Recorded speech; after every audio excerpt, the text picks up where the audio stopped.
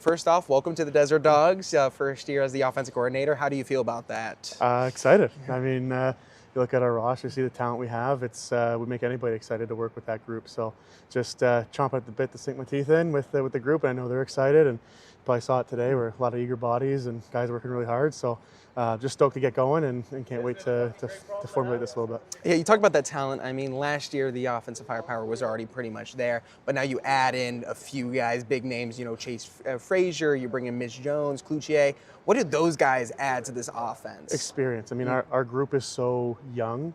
Especially with Kluch and Fraser, they're coming off of 3 straight championships. That championship mentality, what it takes to win, is so infectious, and those guys can empower that into our young group, which is tremendously talented. And then a guy like Jonesy, I mean, he's a 100-point guy in the NLL. He's done things that not very few people have, and he sees the game at a higher level in a different way. And for our young lefties and even some of our younger righties, just seeing how he approaches the game and how it slows down for him, I think is going to be so valuable for those other guys to learn from.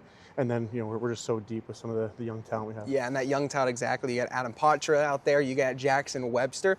What do those guys bring to the equation with that? You said he had that veteran style. What do those guys bring? Well, I mean, youthful exuberance, but depth. I mean, we can be so unpredictable as an offense because they are so talented with the ball in their stick. And when you mix that in with the veterans we have, I mean, pick your poison. You can take away one guy, but another guy can step up and be just as lethal and just as efficient and just as dangerous. So I think the overall depth is going to be what those guys kind of bring to the table. And it's not deferring to those older guys by any means, but it's just, again, they now have to plan for 7 guys as opposed to a few.